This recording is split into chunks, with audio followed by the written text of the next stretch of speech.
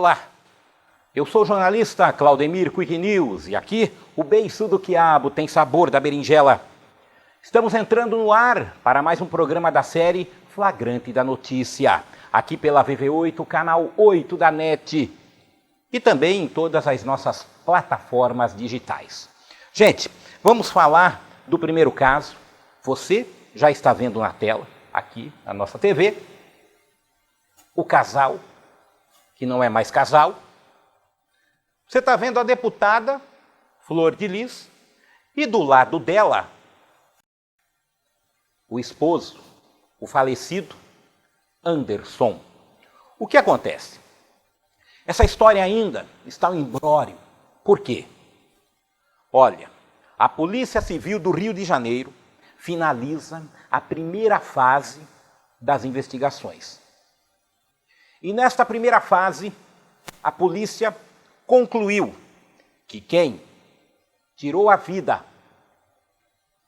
de Anderson do Carmo foi, ou melhor, foram os filhos Flávio e Lucas.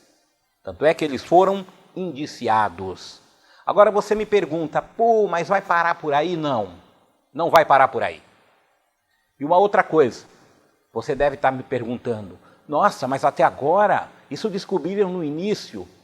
A polícia faz uma investigação minuciosa. Por quê? Para tentar não penalizar pessoas inocentes. Haja visto a injustiça da justiça que existe. Eu vou trazer para vocês uns casos que a justiça foi injusta com pessoas. Então a Polícia Civil do Rio de Janeiro está sendo cautelosa nas investigações. Olha, nesta primeira fase, a polícia constatou no exame da arma do crime que assassinou o Anderson, que havia um pelo. E este pelo se tratava de um dos filhos da deputada Flor de Lis. E na verdade, eles são réu confesso. Confessaram isso desde o primeiro momento que eles foram grampeados, que eles foram em cana. Porém, as investigações ainda vão continuar agora na segunda fase. Muitos capítulos ainda desta história, desta trágica história, deste crime, tudo indica crime passional. Eu vou trazer ainda e nós vamos aqui debater sobre a deputada. Atenção, hein? Atenção aí, telespectador e internauta. Sobre a deputada Flor de Lis, que você está vendo aí, ao lado do seu ex-esposo falecido. A polícia acha que ela também teria participação na morte do marido por motivos financeiros. Mas ainda são só suposições. Ainda, isso, quem acha é a polícia. Agora, na segunda fase, você que tem acompanhado essa história, você, telespectador, você, internauta, do meu programa Flagrante da Notícia, aqui pela VV8 e nas minhas plataformas digitais, você vai acompanhar as novas investigações da Polícia Civil do Rio de Janeiro. Vamos aguardar aí os próximos capítulos. É difícil, né, gente? Difícil a relação a dois, família, não é fácil. Não é fácil. Bom, é lógico, você está vendo aqui na TV agora, segura a produção, este vídeo, segura. Está tendo aí, na cidade de Valinhos, uma briga judicial já há quase um ano. Ou melhor, há mais de um ano um pouco. Na verdade, eu vou falar para você, vamos falar do caso do MST.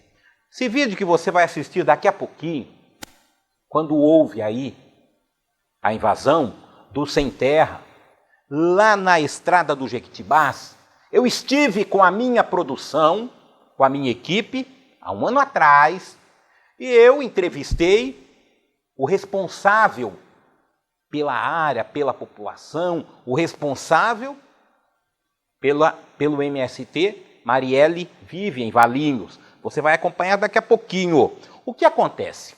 Aí teve, evidentemente, as esferas, as brigas judiciais, as coisas que evidentemente, vêm acontecendo há mais de um ano.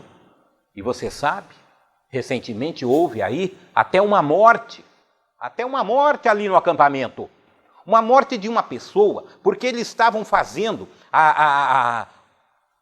os moradores lá estavam fazendo uma paralisação, estavam interditando a rua. Havia várias pessoas. Ali estava interditado. Eles esqueceram de uma coisa só: o direito de ir e vir. Isto está na Constituição. Se faz manifestação, porém, manifestação respeitosa. E, evidentemente, pela via estar ali obstruída, houve um cidadão com o seu automóvel que acabou atingindo algumas pessoas, ferindo um cinegrafista. Felizmente, só escoriações, porém, uma pessoa, um idoso, veio a óbito. Mas não é neste caso que eu quero me referir, não. Nós estamos aqui para falar de uma outra coisa. Para falar sobre as esferas judiciais que irão acontecer a partir de agora. Por quê? Atenção, hein? Olha, a juíza de Valinhos, a meritíssima Bianca Vasconcelos, determinou que, no prazo de 15 dias, as famílias que moram lá no acampamento Marielle Vive vão ter que deixar aquele local. Ela deu um prazo de 15 dias. Cerca de 1.000 famílias moram naquele local que você está vendo aí no fundo. Cerca de 4.000 pessoas.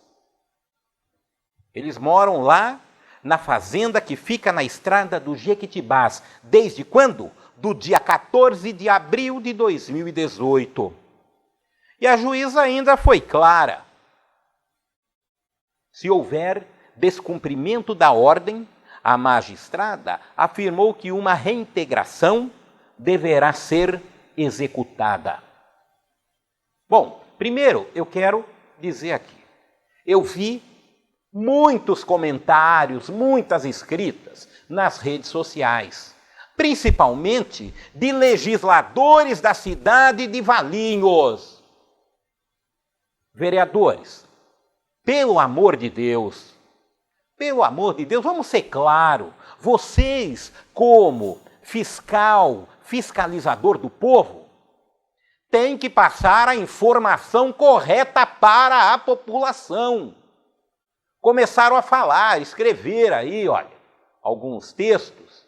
Olha, a juíza Bianca determinou que o Sem Terra desocupe o lugar, que agora não haverá mais Sem Terra. Mentira! Isso é uma mentira. E se tiver vereador com culhão aí em Valinhos, vem aqui me desmentir. Vocês, vereadores, têm que passar a informação verdadeira para o munícipe. Não ficar enganando. Não ficar tapando o sol com a peneira, não. Eu aqui não tenho rabo preso com nenhum político. Aqui, eu também não fico falando mal e fazendo calúnia de nenhuma figura pública, não.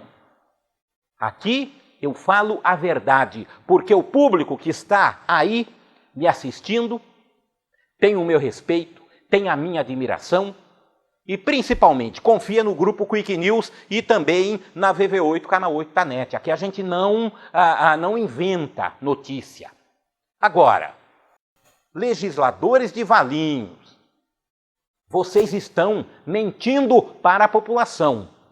Não quero generalizar aqui não, tá? Não quero. Então você que publicou que a juíza fez uma excelente coisa, e pereré e pororó, olha, mostre para a população menos esclarecidas quais são as esferas que este processo vai passar. Por que você, vereador, não faz isso? Mostre para o munícipe o que realmente vai acontecer a partir de agora. Veja bem, para você que está me assistindo, o que acontece? Esse pessoal que mora aqui, que estão aqui neste acampamento, eles têm um grupo jurídico, eles têm advogados, eles têm representantes e estes representantes, evidentemente, vão recorrer. Aqui foi na primeira vara da cidade de Valinhos, não é isso? Oi? Primeira vara, primeira instância. Tá? A juíza Bianca Vasconcelos é da primeira vara, primeira instância. E o que acontece? Ainda haverá possibilidade para passar para outras instâncias, outras esferas. Tá? Tem o Tribunal de Justiça de São Paulo. É lógico, os advogados aqui do acampamento, eles vão recorrer. Eu, se fosse advogado, também iria recorrer. Sabe por quê? A lei me dá este direito. E olha, quer que eu falo para você? Quer que eu falo para você? Quantos quilos eu vou engordar a mais até a coisa chegar no seu final? Você pode pegar, comprar travesseiro, cama nova, roupa de cama nova, uma rede, pendurar aí no teu quintal e dormir tranquilo, porque vai demorar e muito. Agora isso os vereadores não falam para vocês. Isso os legisladores deveriam, com certeza, falar para vocês. Mas isso eles não falam, não. Então o que acontece? Agora eles vão recorrer e aí, futuramente, eu estarei aqui falando sobre esse caso. Agora tem um pessoal aí que eu vou te contar. Infelizmente tem pessoas aqui no Brasil que têm que ir estudar no Japão, ter conhecimento. São pessoas podres por dentro, dizendo que haverá retaliação, bala de borracha, cacete para baixo e para cima. Tudo mentira. Pessoas hipócritas que brincam com uma coisa séria. Eu recebi também um comentário de um internauta. Aqui é o seguinte, eu posso não concordar com as opiniões todas, que venham algumas, mas uma coisa eu digo, quando chega no meu jornal, a gente pode não concordar, mas a gente respeita a opinião de cada um de vocês. E aí o internauta escreveu, olha, é um absurdo o que a juíza está fazendo, porque lá tem crianças, tem pais de família, com vários filhos, onde eles vão morar? A minha resposta para esse internauta, olha, depois que existiu camisinha, depois que inventaram a pílula do dia seguinte, não vem com essa desculpa deslavada por cima de mim não, tá? Esses pais não têm conhecimento, mas na hora de farofar, na hora do bem bom, é mais um filho. Na hora do bem bom, é outro filho. Na hora do bem bom, é mais um filho. Pelo amor de Deus! Está na hora de mudar. Vocês acompanham a situação desse país. Nós precisamos ter planejamento. Hoje, para se ter um filho, tem custo e não é barato. Você sabe quanto custa? Quanto custa uma lata de leite? Uma lata de leite com qualidade para uma criança que não pode ser amamentada pelo peito? Você sabe quanto é que custa um pacote de fralda? Você sabe quanto é que custa um sabonete com qualidade para dar banho numa criança? Que não pode ser qualquer sabonete? Você pai, você mãe, sabe quanto custa uma educação, uma escola de qualidade hoje para se educar um filho? Isso você não sabe. Mas na hora do tchaca-tchaca na butiaca, é mais um aqui. Depois de 9 meses, é mais um aqui. Gente, tem que parar com isso. É revoltante, desculpa a minha sinceridade, mas aqui eu falo o que eu acho que eu devo falar, a minha linha de pensamento é essa. Hoje, se você não tem televisão, compre uma. Aí você vai assistir a VV8, você vai assistir canais com qualidade, jornalismo. Enquanto você está assistindo, de repente teu marido está dormindo. De repente, a tua esposa está dormindo. Aí vocês evitam de farunfar e colocar filho no mundo sem condição nenhuma. Vamos ver o vídeo do MST, depois eu volto.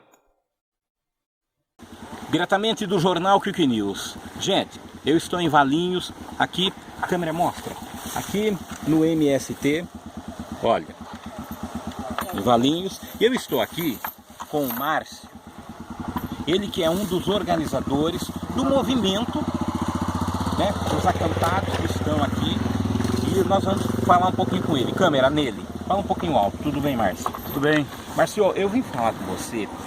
Bom, primeiramente eu quero agradecer a entrevista aí das pessoas, tá bom? Que nos deram aí a oportunidade de falar. O que eu quero falar com você é o seguinte: quanto tempo vocês estão aqui locados em Valinhos? Olha, hoje se completa 5 dias que a gente está aqui em Valinhos, né? Nessa ocupação aqui, nessa fazenda, Fazenda Eldorado. Fazenda Eldorado, tá. E como foi? Vocês chegaram aqui, vieram, segundo o que a mídia diz, nós estamos acompanhando, que a terra aqui, segundo o que a mídia diz, ela é improdutiva, né? E por esse motivo, vocês vieram com um pessoal aqui. Cerca de quantas famílias hoje? Hoje nós temos em torno de 500 famílias no local, mas a todo momento está chegando novas famílias. Campinas e região é uma região metropolitana muito grande, tem sérios problemas sociais. Close nele, viu, câmera? Close nele. Como desemprego, como insegurança na questão da vida mesmo, desemprego, falta de moradia, falta de habitação. Então, provavelmente a ocupação tende a crescer, né? Porque essas famílias estão em situação de insegurança, vulnerabilidade social, com certeza vão procurar o acampamento e continuam procurando acampamento nos próximos dias, né? Certo. E como que é o procedimento? Por exemplo, eu, minha família, enfim, uma família que queira participar do movimento, nele só, câmera em mim não, câmera só nele, close nele e nele fica nele. Uma família que queira procurar um movimento, por exemplo, queira fazer parte do movimento de vocês, qual é o procedimento? Pode falar aí. O procedimento é o seguinte, toda família que está em situação de vulnerabilidade social, toda família trabalhadora, honesta, que queira e sonhar com um pedaço de terra, a ocupação está de braços abertos para acolhê-la.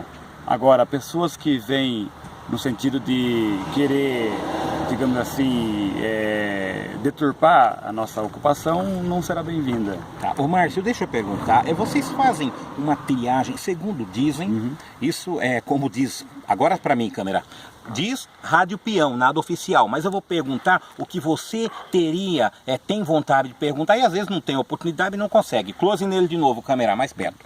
Márcio, eu queria saber como que é o cadastro dessas famílias, como que se procede, porque dizem, algumas pessoas dizem, olha, tem gente que tem propriedade, que tem e está lá e tal. Isso procede, é verdade, não é? Não, eu estou falando porque como nós somos intermediário do povo, a gente fala aquilo que o povo tem vontade. Câmera, vem para cá que está entrando um carro aí. Então eu gostaria de saber como é o procedimento. Nele, câmera, por favor, close nele. O cadastro e se realmente isso é verdade, isso tem fundamento ou não. Não, isso aí, ele digamos assim, ele faz parte de um rol de inverdades que são cotidianamente veiculadas na mídia, né? Uma delas é essa questão do público-alvo da reforma agrária. Na verdade, nós do MST acolhemos os trabalhadores. Quem faz a seleção de famílias posteriormente é o INCRA, né, que é um órgão competente. Lá tem uma triagem que eu posso dizer com certeza que é a triagem mais bem realizada no Brasil a respeito de famílias que tendem a ocupar um pedaço de terra. Então, o INCRA, que é o governo federal, um órgão do governo federal, posteriormente que acontece a desapropriação do imóvel, eles fazem um cruzamento de dados altamente criterioso, que só entra famílias que de fato não têm imóvel, não tenha firma aberta, não seja funcionário público, não seja aposentado. Então tem uma série de normas que é do governo que filtra essas pessoas para que não haja oportunismo no meio dos beneficiários da reforma agrária. Essa balela que diz que lá tem fazendeiro que vai junto, lá tem advogado, lá tem promotor, não sei o que são beneficiários da reforma agrária, isso é uma inverdade, porque aí você está acusando o próprio governo de ineficácia nesse processo. É o mesmo critério para Minha Casa Minha Vida, é o mesmo critério para qualquer outro programa social, é com muita seriedade e não há possibilidade de fraude no sistema, né? Muito bem feito. Certo. Ô Márcio, quanto tempo você participa do movimento? Eu participo há mais ou menos 2 anos. 2 anos, né? 2 anos, isso. Certo. E deixa eu perguntar, agora eu fiquei sabendo também, nada oficial, tá? Chegaram, mas nada oficial. Mas eu também estou aproveitando a oportunidade, não sei se vocês já cederam entrevista para outras pessoas, mas eu até agradeço novamente aí o seu tempo. Está saindo uma reintegração de posse aqui do local, você está sabendo disso? Estamos sabendo da mesma forma que você está sabendo, porque nada oficial. Aqui oficialmente a reintegração já pode existir, mas as famílias aqui ainda não foram notificadas, certo. Ou seja, o oficial de justiça não veio até aqui notificar as famílias. Portanto, enquanto... Câmera nele, câmera aqui, câmera lá dele. Enquanto tiver enquanto não houver a notificação das famílias, a reintegração para nós não existe, né? Assim que tiver a notificação aqui na portaria, aí a gente vai começar também com os advogados que apoiam o movimento, com advogados que se dispõem a contribuir, entrar com as medidas cabíveis também judicialmente, né? Então, por enquanto, como não há nada, digamos assim, de notificação, para nós ainda não é conhecido a reintegração. Certo. Uma outra coisa, uma outra pergunta. Você sabe que já houve, há uns anos atrás, o mesmo movimento aqui neste local? Sim, é o mesmo movimento, MST. Já há alguns anos a gente reivindica essa área, porque a área foi vistoriada pelo INCRA, inclusive, e deu um laudo de improdutividade, ou seja, ela está em estágio completo de abandono. Conclusão, a terra estava parada.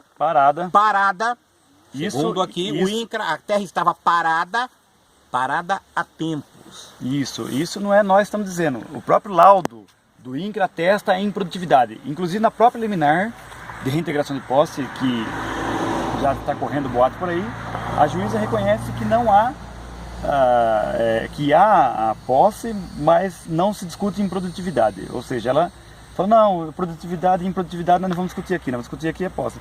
Então, ou seja, ela esquiva-se da questão da improdutividade do imóvel, até porque já tem um laudo. Qual que é a situação da área atual? Na época, 2008, 2009, o proprietário entrou com uma ação no Tribunal Regional Federal, aqui em São Paulo, e um dos desembargadores, meio que inconstitucionalmente, diz o seguinte: não, lá é uma região muito valorizada, a terra é muito cara, abandona-se o processo de apropriação. Por que é inconstitucional? Porque um juiz federal não pode dizer para o INCRA, que é um órgão competente, o que ele deve fazer e o que ele não deve fazer. Se é cara, se é barata, se for discutir valores, é posterior ao processo de apropriação. Porque a desapropriação é uma forma de penalização do imóvel que está em estágio de abandono. É previsto constitucionalmente. O proprietário, para ter a sua terra assegurada, ele tem que cumprir uma série de requisitos, como, por exemplo, recolher ITR, ter relações justas de trabalho, ter um respeito às normas ambientais vigentes e manter uma produtividade mínima. Nesse caso, essa propriedade não cumpria nenhum requisito, portanto ela foi vistoriada, deu improdutiva e passou para um processo de apropriação.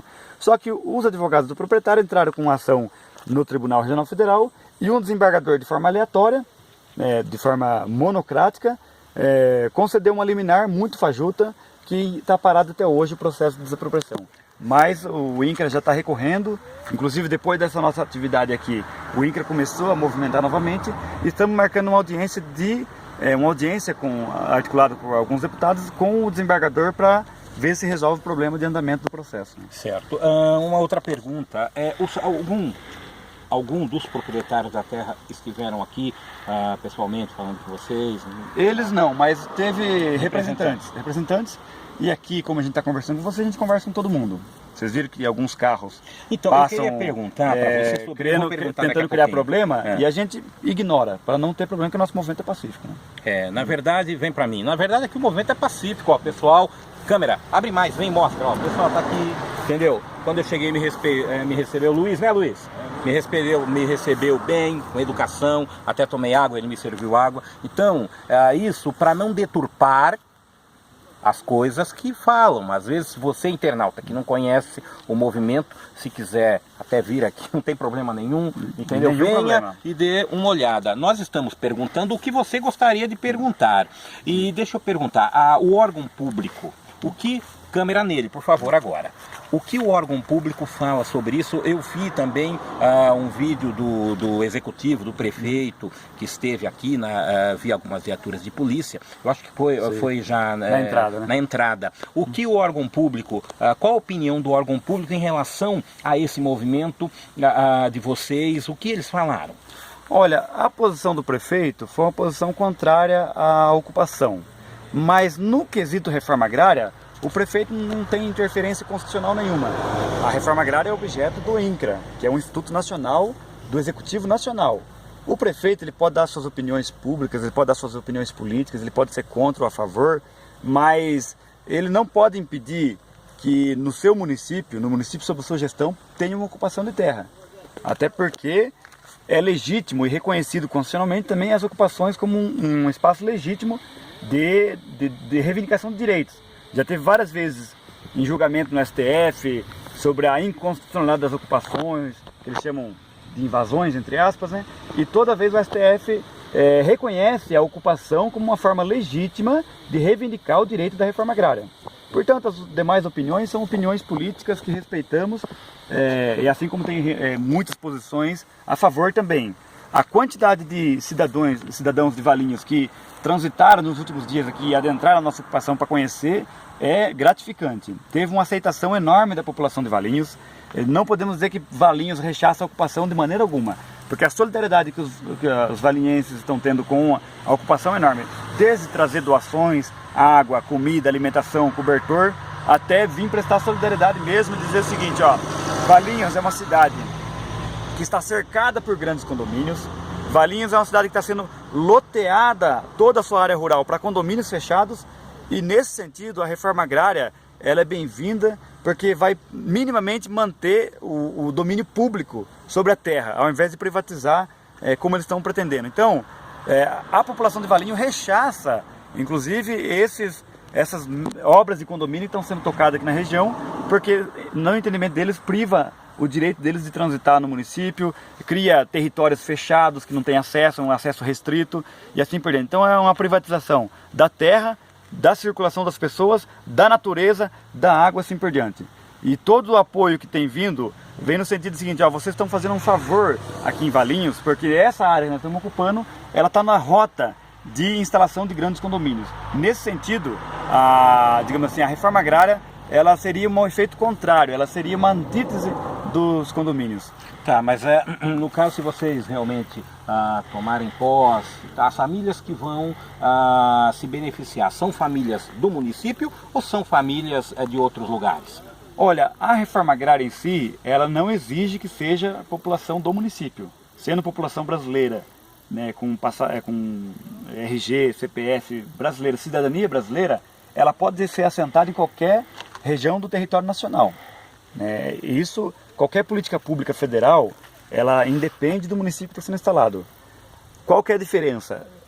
Nessa ocupação específica, tem várias famílias de Valinhos que estão nos procurando, e a gente está incentivando, inclusive, famílias de Valinho, venha conhecer, venha participar do movimento. O movimento é um movimento aberto, quem quiser participar pode vir participar. E está tendo boa aceitação. Hoje mesmo chegaram 5 famílias de Valinhos, tem famílias aqui do bairro São Bento, que faz parte do município de Valinhos. São Bento é toda essa área. Isso, tem famílias aqui da região que está procurando a gente e está vindo acampar e com muita disposição. para nós é gratificante, porque quando a gente se instala no município, apesar de não ter restrição de famílias de fora, constitucionalmente ninguém pode proibir famílias que possam morar em outro município. Eu posso morar em qualquer município do Brasil, né? Posso me instalar em qualquer município do Brasil, mas quando tem famílias do município, ajuda a reforçar então a legitimidade do movimento. Então vamos deixar claro que, para você que às vezes é leigo e não entende, veja bem, esse movimento não é especificamente para os munícipes de Valinhos. O pessoal falou, pô, é só para Valinhos, é fora. Então veja bem, não é só para Valinhos, não. Uma outra coisa, se vocês tomarem a posse, quantas aqui famílias serão assentadas? Vem que eu acho que está vindo um carro aí. Olha, vai depender muito do INCRA, né? O INCRA faz um cálculo. Mas a grosso modo, por exemplo, pelo tamanho do espaço.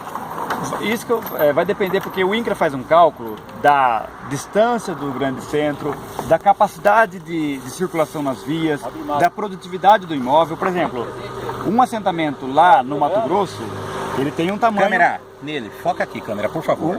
No Mato Grosso, um assentamento no Mato Grosso, no Pará, ele tem um tamanho de terra, porque lá eles fazem um cálculo e falam, não, aqui precisa de muita terra para a família se viabilizar. Próximo a um grande centro, igual Campinas, São Paulo, o tamanho da terra é menor. Então, no nosso cálculo aqui, provavelmente daria para assentar em torno de 400 a 500 famílias nessa área específica aqui. Certo, 400 a 500 famílias. Tá?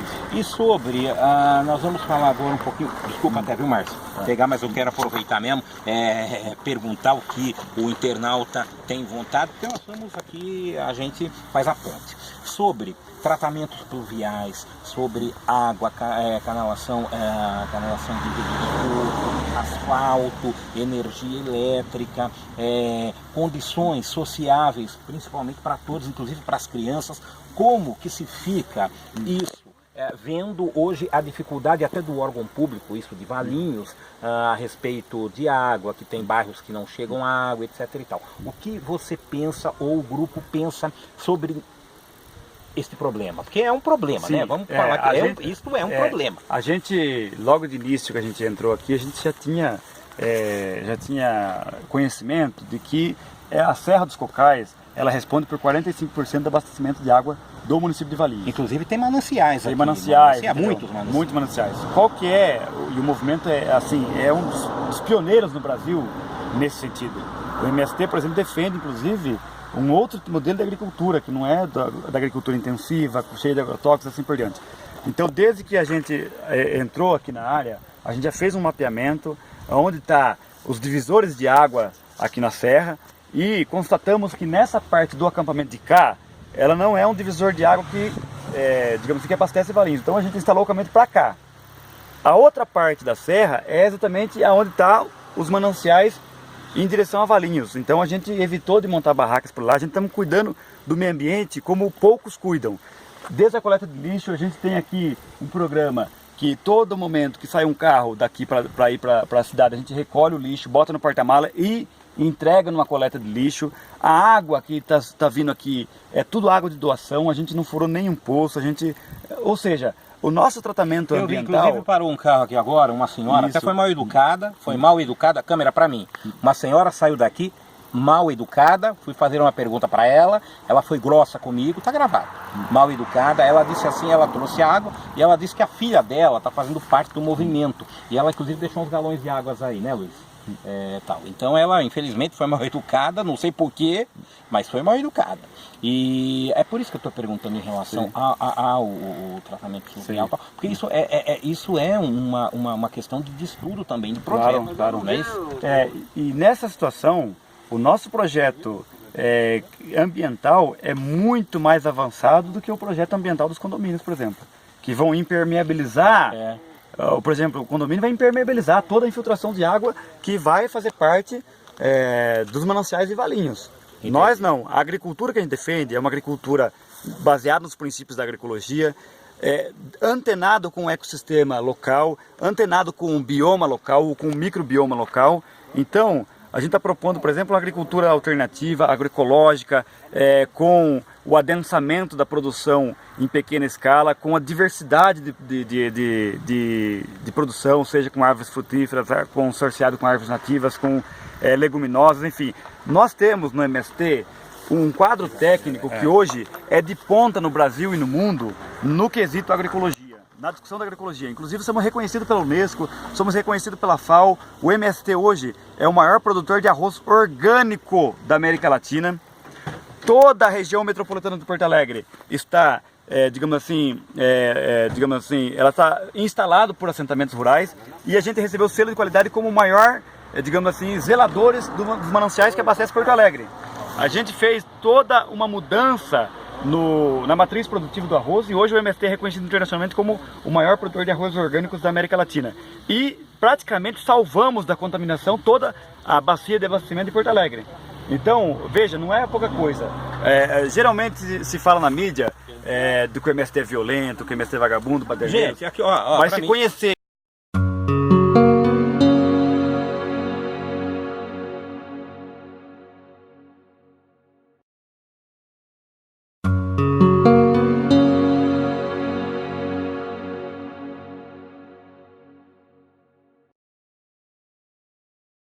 Muito bem, estamos de volta aqui no programa Flagrante da Notícia pela VV8, canal 8 da NET.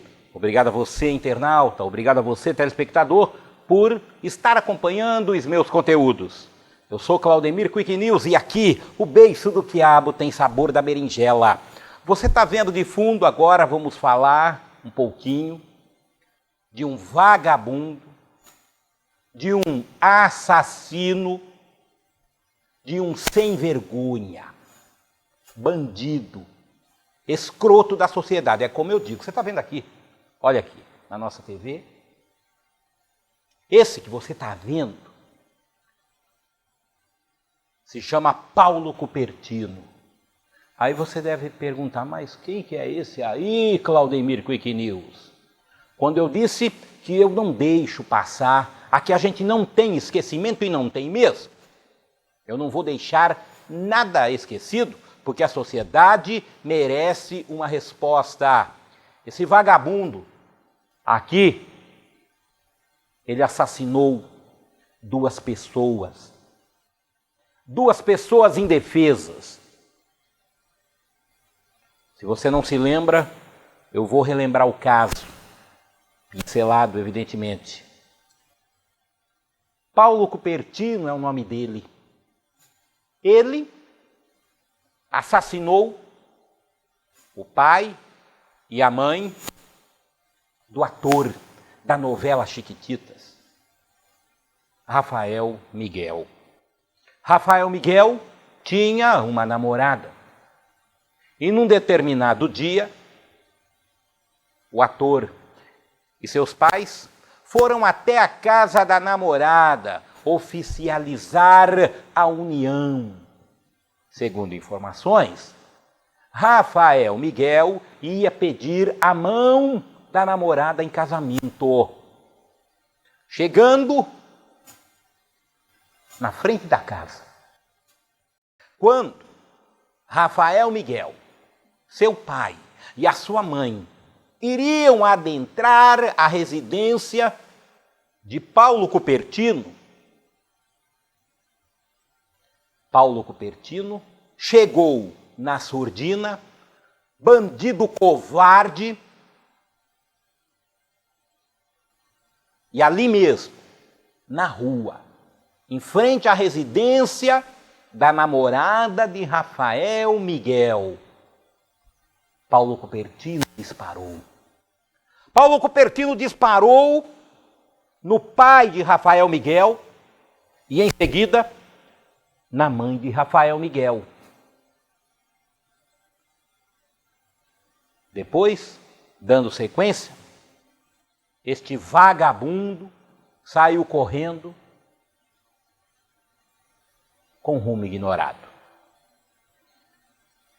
O que me leva a crer e me leva a pensar, por que este vagabundo, assassino, porque está provado já que foi ele, está solto ainda, está voando ainda pela sociedade. O irmão do Paulo Cupertino veio à imprensa ameaçou um jornalista, meu amigo, o Baque, da TV Record, do Cidade Alerta, falou, ameaçou, xingou, é outro escroto da sociedade também. Agora, eu pergunto, é ineficiência da polícia? Não, não é ineficiência da polícia, não. Sabe por que eu falo para você, internauta e telespectador? Tem sim. A polícia tem deficiência, não ineficiência. Faltam materiais para investigar, faltam investigadores, faltam mão de obras, colaboradores. Eu hoje não vou brigar com o governador aqui não. Neste programa não, porque nós temos muita coisa ainda. Agora, eu vou trazer uma relação do que falta. Eu duvido se este hipócrita, se este lixo estivesse fora do país e este assassinato, aliás, duplo assassinato, tivesse acontecido fora, em outro país. Este assassino com certeza já estaria na cadeia, porque lá eles vão em cima. Lá o beiço do quiabo tem sabor da berinjela. Agora aqui é a farra dos bois. Agora você que conhece esse canalha, você que conhece esse assassino, você está vendo aí uma foto que ele pode ter se transformado, cortado o cabelo, usado barba e tal. Gente, denuncie urgente, esse cara tem que pagar pelo crime que ele cometeu. Eu fico enojado quando eu falo de um traste, de um lixo desse daí. Vamos para o próximo caso. Vamos para o próximo caso, porque é um absurdo. Bom, você está vendo, no fundo, esse caso está complexo, hein? Aqui na TV, olha, de um lado, Joaquim. Quem é Joaquim? Joaquim é esposo da mulher que está do lado dele, Silvana Gomes de Oliveira. Silvana Gomes de Oliveira, 35 anos, mãe, desapareceu no último dia 26 de junho, da cidade de Valinhos.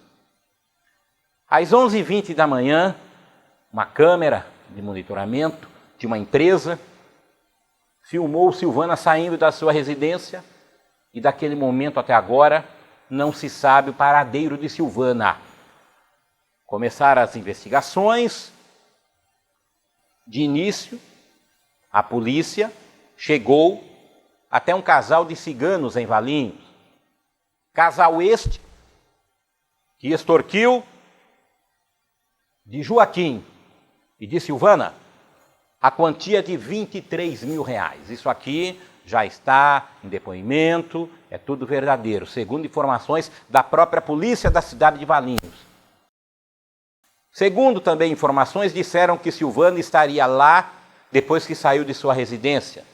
Ainda não foi provado, a polícia está cavucando nas investigações, mas ainda não foi nada provado. O que aconteceu?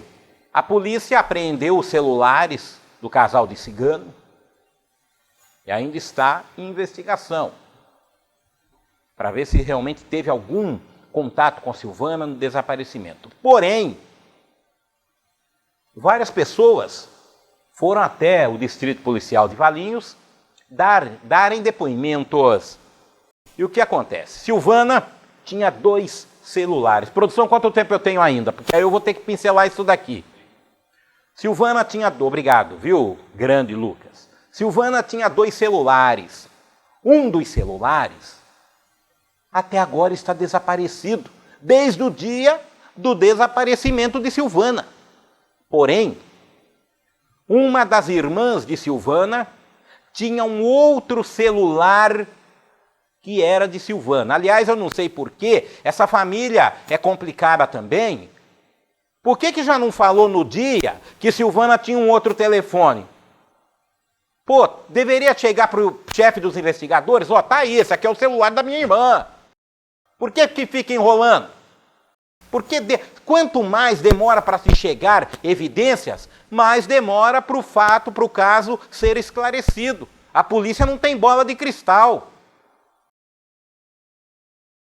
Bom, resumindo, os investigadores apreenderam o celular, este celular de Silvana que estava com a irmã. E aí? 99% da vida de Silvana estava lá dentro. E a polícia conseguiu levantar muitas informações. Dentro deste telefone tinha uma foto de Silvana nua. Segundo informações, Silvana tinha um amante, tinha uma relação extraconjugal. Para você entender, Silvana é esposa do Joaquim. Mas Silvana tinha também um amante, segundo a polícia, nós não estamos inventando o caso aqui não, por nome Marcos. E o que se descobriu? A polícia mudou o rumo das investigações. Agora é passional. Segundo informações, Silvana, mulher de Joaquim. Coloca agora a foto do Marcos. Produção, tira a foto da Silvana, do Joaquim, põe a foto do Marcos. Isso, segura. Segundo informações, atenção, olha pessoal, Silvana era mulher de Joaquim, mas tinha uma relação extraconjugal com o Marcos, que mora em Valinhos também. E mais, Silvana estaria grávida. Grávida. O quê? Você me perguntou o quê? Se era do Joaquim ou se era do Marcos? Para mim, nenhum deles. Joaquim não podia engravidar Silvana, porque Joaquim tinha feito vasectomia. Aí você vai me perguntar, não, então é o do Marcos, né? Porque o Marcos era amante, aí o Marcos engravidou. Não também. Porque Marcos, segundo ele, em depoimento, também haveria feito vasectomia. Agora você me pergunta, pô, mas se não é o Marcos, não é o Joaquim, é Veduar? Não. Agora eu te conto. Silvana, segundo informações da polícia em depoimento, tinha um outro relacionamento com uma outra pessoa. Resumindo, Silvana tinha mais um amante. Você está assustado, produção? É isso mesmo, você assustou? Eu também eu estou perplexo. Silvana tinha um amante que se chama Tiago, residente na cidade de Vinhedo. E segundo o depoimento na polícia, Tiago era, sim, o pai da criança que Silvana estaria esperando.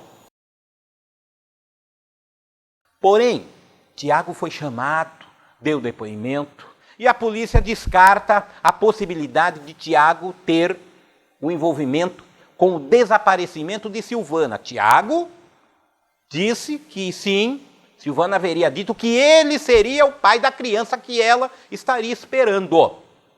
Mas com o desaparecimento, já de início a polícia descarta a possibilidade que tenha sido Tiago, que Tiago teria se envolvido no desaparecimento de Silvana. Porém, Marcos, o amante de Valinhos, Marcos foi chamado no distrito algumas vezes e caiu em contradição. Marcos, no primeiro momento, a primeira vez, disse, não, eu sou amigo de Joaquim, eu frequento a casa, sou amigo deles. Joaquim, numa emissora de TV, disse que não, Marcos estaria descartado, que era amigo dele. Isso na primeira entrevista. Porém, agora, Joaquim disse atualmente que Marcos frequentava a casa dele sim, e que quando ele não estava, No momento, Marcos é o principal suspeito do desaparecimento de Silvana. E eu posso alertar a você, hein? Vai ter prisão. Vai ter prisão logo, logo aí, e a polícia já está quase no final deste caso. Você está curioso? Tem muita coisa ainda rolando aí. E tem novidades que eu vou trazer no próximo programa, porque esse programa, infelizmente, está encerrando, tá bom? Então eu vou fazer o seguinte, você fica aí, aguarda comigo, porque nós vamos trazer novidade no caso Silvana no próximo programa ou a qualquer momento para você. Bom, antes de encerrar meu programa, eu trago sempre uma mensagem para você, internauta. E a mensagem de hoje é sobre a ingratidão. Olha, memorize nesta frase. O grande erro que uma pessoa ingrata comete é esquecer que um dia poderá precisar de você novamente. Eu sou Claudemir Quick News e aqui o beiço do quiabo tem sabor da berinjela. Um abraço e até o próximo programa. Tchau!